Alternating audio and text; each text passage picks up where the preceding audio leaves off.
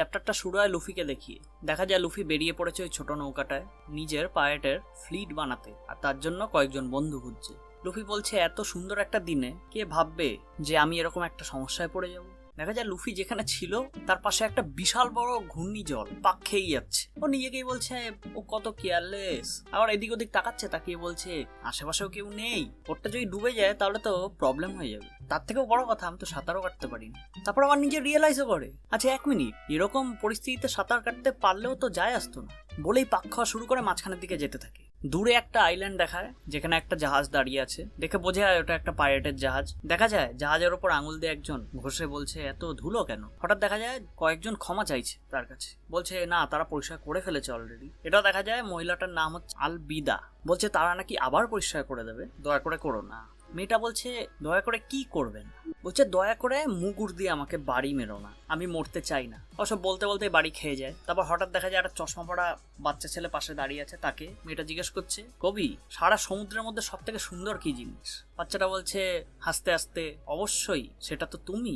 মেয়েটা আবার আর চোখে কবিকে দেখছে, দেখে বলছে ঠিক, আর এই কারণেই আমি নোংরা জিনিস পছন্দ করি না, আর আমি আমার জাহাজে একটা কণাও ধুলো দেখতে চাই না। শুনতে পাচ্ছিস, আমি তোকে শুধুমাত্র বাঁচিয়ে রেখেছি কারণ দিক নির্দেশক হিসাবে বাকিদের থেকে তুই বেটার জানিস। দেখা যায় বাচ্চাটা আবার ধন্যবাদ জানাচ্ছে, মানে ওকে না মেরে ফেলার জন্য। তারপর আবার সঙ্গে সঙ্গে ওর মাথায় লাথি মেরে বলে ওটা ছাড়া কোনো কামের না, তুই নে আমার জুতো পরিষ্কার কর। দেখা যায় ওটা খুবই একটা মোটা মহিলা, কাঁধে একটা মুগুর নিয়ে দাঁড়িয়ে আছে, আয়রন ব্লাডজিয়ান আলবিদা। মোটামুটি ওর ক্রুয়ের সবাই ওকে ভয় পায়, ধমক দিয়ে যাচ্ছে যে পরিষ্কার করতে থাক, কোনো রকম ধুলো যেন না থাকে। আর ওদিকে কবি যখন ওর জুতো পরিষ্কার করছিল হঠাৎ করে আবার মুখে একটা লাথি মেরে বলে অনেক হয়েছে আর না। কবি কিছু না করেও ওটার পরে আবার সরি বলেও। মেয়েটা আবার দেখা যায় বলছে সরি বলার যখন টাইম আছে তো যা গিয়ে ওয়াশরুমটা পরিষ্কার করে দিয়ে। কবি তখন ওই হাসতে হাসতে বলছে ঠিক আছে আমি যাচ্ছি। কবি হেসে হেসে কথা বললেও দেখা যায় ও আসলে আনন্দে নেই। এরপর দেখা যায় কবি একটা ব্যারেল ঠেলে ঠেলে নিয়ে আসছে। একটা লোক বলছে কি বলছিস, এই ব্যারেলটা আপনি ভেসে চলে এসছে? কবি বলছে হ্যাঁ ওটা ওরকম ভাবেই এসছে, কিন্তু ওর মধ্যে কিছু একটা আছে মনে হচ্ছে, কি করবো এটা নিয়ে আমরা। পাইরেট গুলো ভেবেছে ওর মধ্যে মদ আছে, তো ওরা ওদের ক্যাপ্টেনকে না বলেই ওটা খেয়ে নিতে চায়। দেখা যায় জায়গাটা হচ্ছে একটা ওয়াইন সেলার। ওয়াইন সেলার মানে হচ্ছে ওখানে মদ রাখা হয়, আর ওই পাইরেট গুলো হচ্ছে ওইটা পরিষ্কার করার দায়িত্বে ছিল। তো ওরা ধান্দা করে যে ওইটা খাবে একা একা, যাতে কেউ না জানতে পারে, আর কবি জানলেও যায় আসবে না ওদের। এরপর আস্তে করে কবিকে থ্রেটও দিয়ে দেয় ওরা, যাতে ও কাউকে না বলে কিছু। ওই ব্যারেলটা দিয়ে লুফি ছিটকে বেরিয়ে আসে, সবাই পেছনে ছিটকে যায় চমকে গিয়ে। লুফি বলতে থাকে আহ কি সুন্দর ঘুম ছিল, মনে হচ্ছে আমি বেঁচে গেছি, আমি তো ভেবেই নিয়েছিলাম মরে যাবো। তারপর হাসতে থাকে। তারপর লুফি রিয়েলাইজ করে যে আমি কোথায়। দেখছে সামনে এরকম 4 জন দাঁড়িয়ে আছে, ওরাও চমকে আছে লুফিকে দেখে। লুফি জিজ্ঞেস করে কারা তোমরা? ওরা 3 জনে একই প্রশ্নই করে লুফিকে, যে ভাই তুই কে, একটা ওয়াইন ব্যারেলের থেকে কেন একজন বেরিয়ে আসবে? এরপর দেখা যায় দূর থেকে ওই মুগুরটা ঘুরে ঘুরে এসে সেলারটাকে ভেঙে দেয় পুরো। লুফি ওই ব্যারেল থেকে বেরাতেও পারে না, ওই অবস্থায় ব্যারেল নিয়ে গায়েব হয়ে যায় আস্তে করে। ওদিকে দেখা যায় 3 পিস পাইরেট ওখানে উল্টে পড়ে আছে। মুগুরটা আর কেউ না, আলবিদাই ছুঁড়ে মেরেছিল। এসে মহিলাটা আবার সেম প্রশ্ন করে, পুরো সমুদ্রে সব থেকে সুন্দর কি? দেখা যায় কবির মতোই ওরা উত্তর দিচ্ছে, ওটা তো অবশ্যই তুমি আলবিদা। তারপর দেখা যায় আলবিদা বলছে ভালো, কিন্তু তাহলে আমাকে অমান্য কেন করা হতো? ওটা শুনে একটা পাইরেট তো মোটামুটি কাঁপতে কাঁপতে বলে না না ওরম আমরা কোনোদিন কিচ্ছু করবো না। আলবিদা ওটা শুনে রেগে যায়, বলে আমার সঙ্গে কি ছেলে খেলা হচ্ছে নাকি? আমি শুনতে পেয়েছি কথাটা যে কি সুন্দর ঘুম দিয়েছিলাম। তখন পাইরেটটার মাথায় ওই কথাটা আসে যে হ্যাঁ লুফি মালটা তো বেরিয়ে ওরকম চিল্লিয়ে বলেছিল। তারপরও বলে যে হ্যাঁ হ্যাঁ ক্যাপ্টেন কেউ একজন এসছে, কবি একটা অদ্ভুত দেখতে ছেলেকে নিয়ে এসছে। ওটা শুনে আলবিদা বলে হ্যাঁ তাহলে আমাকে কি কেউ ধরতে এসছে রিওয়ার্ড নেওয়ার জন্য? কবি মালটা আমাকে এরকম ধোকা দিল। আর একটা পাইরেট বলতে থাকে ওটা কি সেই বিখ্যাত?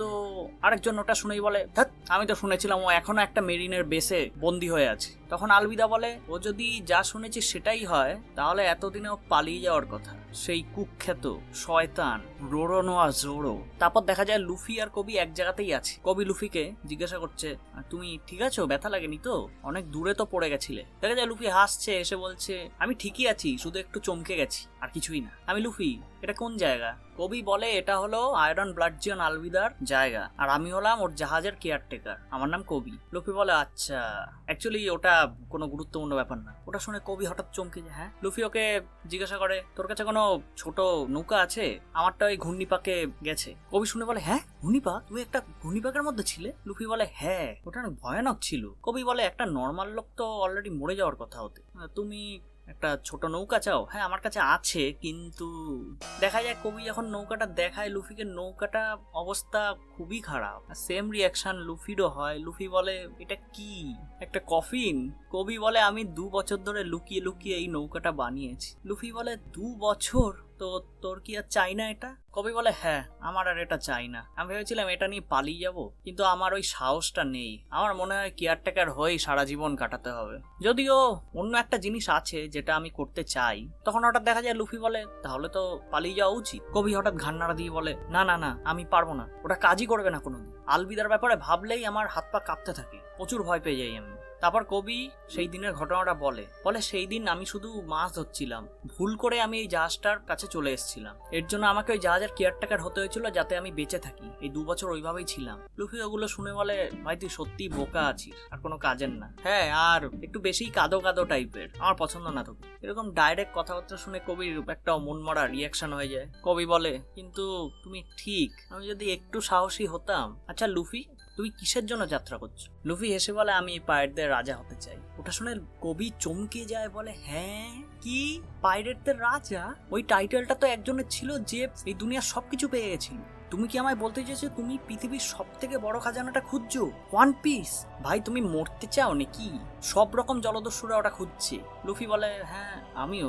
কবি বলে অসম্ভব, একেবারে অসম্ভব, পুরোপুরি অসম্ভব। পাইরেটদের যুগে এসে পাইরেটদের রাজা হওয়া কোনো চান্সই নেই, একেবারে অসম্ভব। এটা শুনে লুফি কবির মাথায় টাক করে একটা ঘুষি মারে। ঘুষিকে কবি নিচে পড়ে লুফিকে বলে আমায় মারলে কেন? লুফি ডাইরেক্টলি বলে আমার সহ্য হচ্ছিল না তোকে। তারপর কবি বলে সে যাই হোক, আমি তো এমনি অভ্যস্ত হয়ে গেছি এসবে। তারপর হাসতে থাকে। লুফি বলে আমি মরতে ভয় পাই না, কারণ এটা আমার স্বপ্ন, আর আমি আমার স্বপ্নের জন্য মরতে এক ফোঁটা মাইন্ড করব না। কবি এটা শুনে অবাক হয়ে যায়। কবি মনে মনে ভাবে এত সুন্দর একটা দৃঢ় প্রতিজ্ঞা, মরতেও মাইন্ড করবে না। লুফি বলে এছাড়াও আমি জানি আমি পারবো ওটা, যদি ওটা অনেক কঠিন হতে পারে। কবি মনে মনে ভাবে আমি কোনোদিন ভাবিনি যে আমি কি আদৌ পারবো আমার স্বপ্ন পূরণ করতে। তারপর কবি কাঁদতে কাঁদতে লুফিকে বলে আচ্ছা আমি যদি মরার জন্য প্রস্তুত হয়ে যাই? লুফি বলে হ্যাঁ কি? কবি বলে তাহলে কি আমি একটা মেরিন হতে পারবো? লুফি বলে একটা মেরিন? আচ্ছা এখানে একটা কথা বলে রাখি, এই লুফি সান মানে হচ্ছে সম্মান করা। কবি লুফিকে বলে লুফি আমি জানি আমরা শত্রু হয়ে যাব, কিন্তু মেরিন জয়েন করা আর খারাপ লোকেদের ধরা আমার আজীবনের স্বপ্ন। তোমার কি মনে হয় আমি পারবো? লুফি বলে আমি কি করে জানবো? কবি বলে অন্তত আমাকে একবার চেষ্টা তো করতে হবে। ঠিক আছে আমি এখানে বেরানোর চেষ্টা করতে করতে না হয় মরে যেতে পারি, কিন্তু সারা জীবন কেয়ারটেকার হিসাবে এখানে থাকার থেকে বেটার ওটা। তারপর আমি আলবিদার মতো একজনকে অ্যারেস্ট করতে পারবো। হঠাৎ দেখা যায় আলবিদা এসছে ওখানে, এসে বলছে কাকে অ্যারেস্ট করবি কবি? দেখা যায় আলবিদা কবির ওই নৌকাটাকে ভেঙে ফেলে দিয়েছে। কবি আতঙ্কে চলে যায়। আলবিদা বলে তুই কি ভেবেছিলি তুই এখান থেকে পালিয়ে যাবি? কবিকে আলবিদা জিজ্ঞেস করে যে এটা কি সেই যাকে তুমি ভাড়া করেছো আমাকে ধরে নেওয়ার জন্য? তোর রোনো আসর মনে হচ্ছে না। সমুদ্রের সব থেকে সুন্দর কে? কবি আবার ভয়তে ওই উত্তরটা দিতে যায়। লুফি ওকে থামিয়ে বলে এই অভদ্র মহিলাটা কে? এটা শুনে আলবিদা আরো রেগে যায়। আশেপাশে পাইরেটগুলো ভাবতে থাকে আরে বাচ্চাটার এত সাহস। কবি কাঁপতে কাঁপতে লুফিকে বলে যে আমি যা বলছি সেটাই বলো, এই মহিলাটা 7 সমুদ্রের সব থেকে। কবি কথাটা বলতে যাবে তখন ওর মাথায় আসে লুফির কথাগুলো, যে ওর স্বপ্নের জন্য মরে যেতে রাজি। কবি আলবিদাকে কথা ঘুরিয়ে সব থেকে সুন্দর মহিলা না বলে গালিগালাজ করে দেয়। এই সিন দেখে লুফি তো সেই হাসি শুরু করে। আলবিদা তো প্রচুর খোঁজে যায়। কবি চিৎকার করতে করতে বলে যে ও কোনো রিগ্রেট ফিল করছে না ওটা নিয়ে, আমি নিজেকে বলে রেখেছি অলরেডি নিজের স্বপ্নের জন্য লড়ার। আবার চিৎকার করতে থাকে। এই শুনে লুফি আনন্দ পেয়ে কবিকে প্রশংসা করে আর বলে আমার পেছনে চলে আয়। ওদিকে আলবিদা ওর মুগুরটাকে তোলে আর দুজনকে একসঙ্গে মারতে যায়। মুগুরটা গিয়ে সোজা লুফির মাথায় এসে বাড়ি ফাঁড়ে। লুফি হাসতে হাসতে বলতে থাকে এটা আমার ক্ষেত্রে কোনো কাজে দেবে না, কারণ আমার শরীর পুরো রাবারের। এটা দেখে আলবিদা মোটামুটি চমকে যায়, কবিও চমকে যায়, পাইরেটগুলো চমকে যায়, কারণ কেউই জানতো না যে লুফি একটা ডেভিল ফ্রুট খেয়েছে। তারপর লুফি ওই সমুদ্রের দানবটাকে যেভাবে ঘায়েল করে দিয়েছিল আলবিদাকেও সেই একইভাবে ওর গমু পিস্তল দিয়ে ঘুষি মারে। ওই ঘুষি খেয়ে আলবিদা ছিটকে পড়ে যায়। সবাই চমকে যায় যে ওর হাতটা ওরমভাবে লম্বা হয়ে গেল কি করে। এটাও দেখে চমকে যায় যে আলবিদাকে হারিয়ে দিয়েছে। লুফি পাইরেটগুলোর দিকে আঙুল দেখিয়ে বলে কবির জন্য একটা নৌকা রেডি করে রাখতে। কবি মেরিন জয়েন করতে চায় আর ওর পথ থেকে যেন দূরে থাকা হয়। পাইরেটগুলো ভয়তে বলে হ্যাঁ। লুফি আবার হাসতে থাকে আনন্দে। লুফি সব বলা দেখে কবি কাঁদতে কাঁদতে লুফিকে ডাকে। তারপর দেখা যায় ওই নৌকায় কবি আর লুফি বসে আছে। কবি লুফিকে বলছে তুমি কি অ্যাকচুয়ালি ওই ফলটা খেয়েছো? তারপর কবি বলে লুফি তুমি যদি অ্যাকচুয়ালি ওয়ান পিসটাকে খুঁজতে বেরিয়েছো তার মানে তো তোমাকে গ্র্যান্ড লাইনে যেতে হবে। লুফি বলে হ্যাঁ। কবি বলে কিন্তু ওই জায়গাটা তো পাইরেটদের কবরস্থানের মতো, ওটার উত্তরে লুফি বলে যে হ্যাঁ, এই কারণেই আমার একটা শক্তিশালী ক্রু লাগবে, আর তাদের মধ্যে একজনই যেখানে আমরা যাচ্ছি সেখানে বন্দী হয়ে আছে। কবি বলে তুমি কি রোনোনোয়া জোরোর কথা বলছো? লুফি বলে হ্যাঁ, ও যদি একটা ভালো মানুষ হয় আমি ওকে আমার ক্রুয়ে জয়েন করার জন্য বলবো। কবি ওটা শুনে চমকে গিয়ে বলে হ্যাঁ, তুই আবার স্বপ্ন দেখছো, তুমি পারবা না, ও একটা দানবের মতো।